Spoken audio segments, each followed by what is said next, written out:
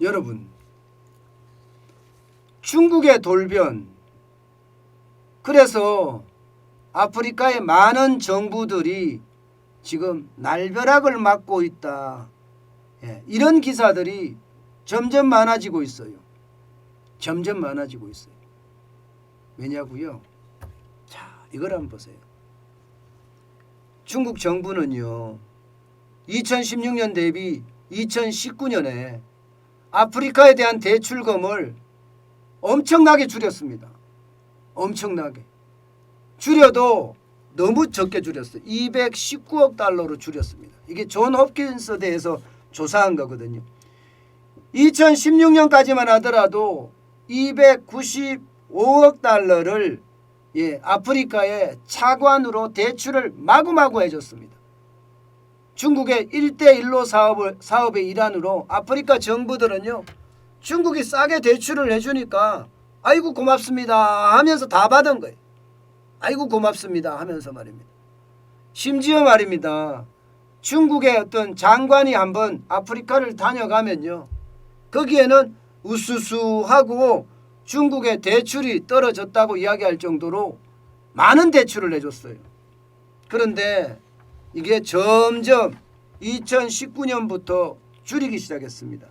그래서 2019년까지 줄이기 시작했어요. 그런데 2019년에는요 76억 달러로 대출금을 줄였습니다. 76억 달러로. 그러니까 실제로 준 것은요, 과거에 많이 뿌릴 때는 295억 달러를 뿌리다가 2019년에는 76억 달러로 줄였습니다. 그러니까 그 줄인 금액이 219억 달러나 돼요.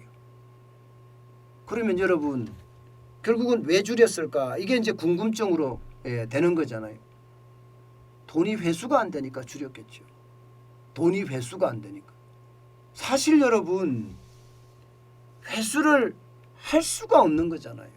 아프리카가 뭔가 경제 성장이 쭉쭉쭉쭉 돼서 중국이 차관을 공급한 것을 그대로 내주면 되지만, 이게 아프리카는 성장이 둔해지고 코로나19 때문에 오히려 그것도 마이너스로 꼬꾸라졌어요. 그런 상태에서 중국이 차관을 내놔라 하니까 여기에 대해서는 어떻게 되겠습니까? 일단 기본적으로 줄인 것도 줄인 거지만 내놔라 하는 것까지 생기니까 여기에 대한 충격이 굉장히 커지는 겁니다. 굉장히 커지는 거예요. 그러니까 이게 1대1로 사업 자체의 어떤 투자 금액도 굉장히 많이 줄여가는 거죠. 이것도 한번 보세요, 여러분. 이것은 녹색금융개발센터에서 이게 나온 내용입니다.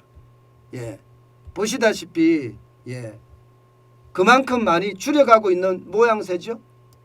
마찬가지로 굉장히 많이 줄여가는 모양새입니다. 뭐 우간다 정부뿐만 아니라 아프리카뿐만 아니라 중국 자체가 말입니다.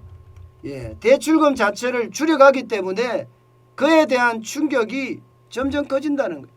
보세요. 2013년에는 933억 달러. 이게 전 세계에 투자한 겁니다.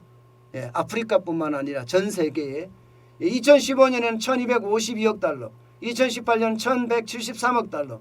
2019년엔 1035억 달러. 그런데 2020년이 되니까 470억 달러 확 줄였죠. 이게 회수가 안 되니까 그래요.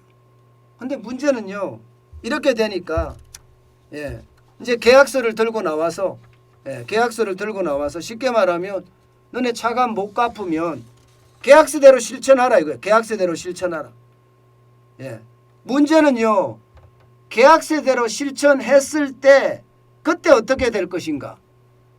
이게 이제 큰 문제가 되는 겁니다. 뭐 여러분도 알다시피 스리랑카나 스리랑카부터 시작해서 보시면 1대1로 사업이라는 게 쉽게 생각하면 중국에서부터 시작해서 미얀마, 방글라데시, 스리랑카, 파키스탄, 그러면서 뭐 케냐, 탄자니아, 모잠비크까지 계속 이렇게 투자를 했습니다. 이게 1대1로 사업입니다. 거점 지역이기도 하고, 이게 신실크로드라고 이야기하면서 중국이 계속 투자했던 곳이에요. 그런데 여기 대부분의 나라들이 지금 예, 중국의 차관을 받아서 예, 투자한 것을 보세요. 미얀마는 예, 시트 외 항이죠. 항구에다 받았고요. 방글라데시는 치타 공항에서 받았습니다. 스리랑카는요 한반토타 항구에서 받았습니다. 파키스탄도 예, 과타르 항에서 받았고요. 지부티 같은 경우도 오버크 항에서 받았습니다. 예, 케냐는 라무 항에서 받았고요. 탄자니아도 바카모요 항에서 받았습니다. 모잠비크도 예, 파푸토 항에서 받았습니다. 자, 이렇게 되면 여러분, 예, 중국은 돈을 받을 수 없으니까 어떻게 할까요? 차관을 받긴 받아야 되는데 결국 받는 게 어떻게 받느냐? 항만이나 공항이나 에너지 시설이나 광산이나 이런 데 투자했는데 그거 내놔라. 그거 내놔라.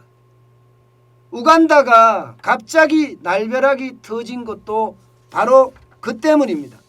우간다가 예, 갑자기 날벼락이 터진 것도요. 예, 우간다에 날벼락이 터진 이유가 말입니다. 결국 말입니다. 중국에 대한 차관을 갚지 못하기 때문에 그에 대한 충격이 예, 생긴 거거든요. 그에 대한 대표적인 충격이 우간다 같은 경우는요. 공항에 대해서 받았습니다. 공항에 대해서.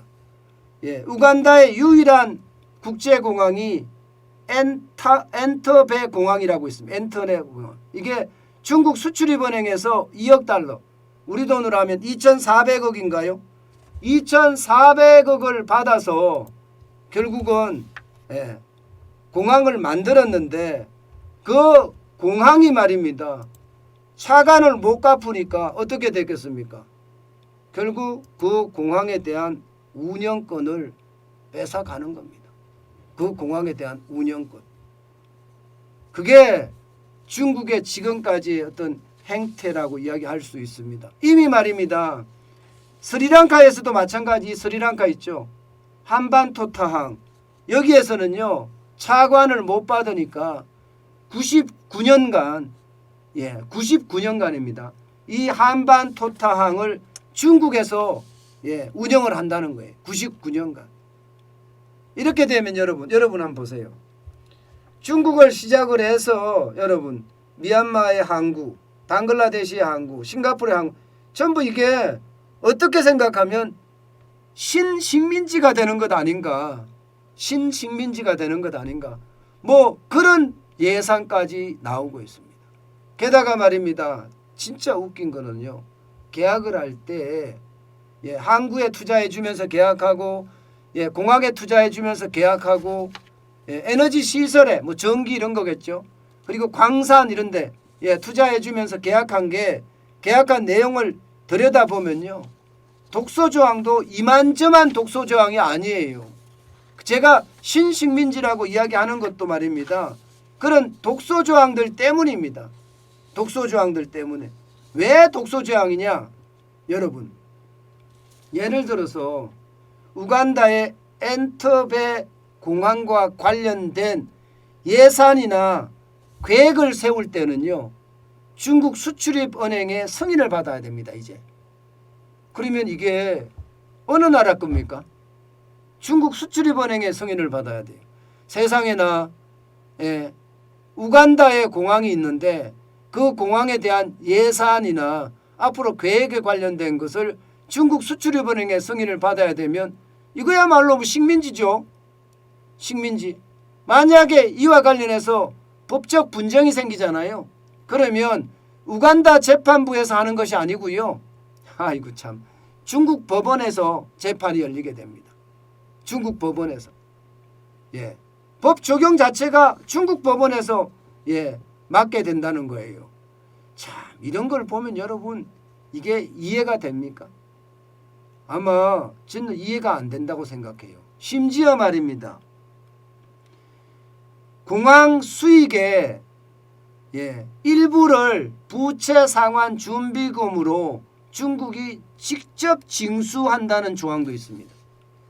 중국이 직접 징수한다는 조항. 아이고 이게 뭐 돈 한번 잘못 빌렸다가 공항이 뺏기고 심지어 그 공항은 치해복권 지역이 되네요. 완전히 중국 땅이 돼버렸네요. 왜냐하면 예산도 중국 수출입은행에 그걸 받아야 되고 허가를 받아야 되고 문제가 생겼을 때 법원은 중국 법원에서 하고요. 심지어 말입니다. 중국이 직접 부채 상환 준비금으로 직접 징수까지 합니다. 그러면 여러분 이게 행정도 중국에서 행사하는 거고 사법도 중국에서 행사하는 거고 그죠? 심지어 말입니다. 징수까지 하니까 이게 뭐 완전 식민지죠. 영국이 홍콩을 빌리는 거하고 뭐가 다르죠? 저는 이런 걸 보면서 중국의 1대1로 사업이라는 게 이런 거구나.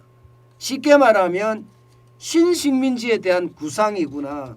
저는 이런 생각을 할 수밖에 없었습니다. 진짜 섬뜩하죠. 우리나라가 돈이 없었으면 우리나라도 똑같이 이렇게 됐을 겁니다. 똑같이 이렇게 됐을 거예요. 돈 주면서 돈 많이 뿌리잖아요. 돈 주면서 살랑살랑살랑 그리고 이제 돈이 더 이상 과도하게 집중이 돼서 못 받을 만하니까 내놔. 돈 내놓으라니까 내놓을 게 없으니까 그럼 공항 내놔. 그럼 항구 내놔. 안 그러면 뭐 쉽게 말하면 한전 같은 전기시설 내놔. 에너지시설 내놔. 광산 같은 거 내놔. 이러면 중국한테는 굉장히 이득이겠죠. 굉장히 이득일 겁니다. 저는 이것을 보면서 말입니다. 중국의 어떤 중화 사상, 지금도 중국의 중화 사상은 변하지 않았구나. 중국이 1등이라고 생각하고 변방에 있는 모든 나라들은 오랑캐라고 생각하는 중국의 사상 전혀 변하지 않았구나. 저는 그런 생각을 할 수밖에 없었습니다. 참 어떻게 생각하면 아프리카 제국들 또 가난한 여러 나라들 동남아 국가부터 어떤 중국의 1대1로 사업에 희생양이 되는 건 아닌가. 저는 그런 생각까지 해봤습니다. 무섭습니다. 중국은 언제든 이렇게 중국 중심의 세계 질서를 만들려고 합니다. 함께 가는 질서가 아니에요. 함께 가는 질서가. 운영도 그죠? 사법도 심지어 징수도 중국이 직접 하는 거니까 이것은 평등관계라고 할 수가 없잖아요. 이런 상황을 보면요. 우리가 중국의 지금 경제 의존도가 굉장히 높잖아요. 지금 수출의 30%를 지금 중국에 의존하고 있거든요. 빨리 이거 다각화시켜야 됩니다. 다각화시켜야 돼서 중국의 의존도를 적어도 지금보다는 반으로 빨리 낮춰야 되고요. 심지어 더 밑으로 낮춰야 됩니다. 그러면서 말입니다. 우리 산업 기밀에 대한 보호 그 어느 때보다 강력하게 해야 되고요. 그래야지만이 대한민국의 100년 대계가 있는 것 아닌가. 자칫 잘못하면 아프리카 제국처럼 아시아 많은 나라들처럼 중국에 굴종하는 속국이 되는 거 저는 불을 보듯 뻔해 보입니다. 참 안타까운 현실입니다.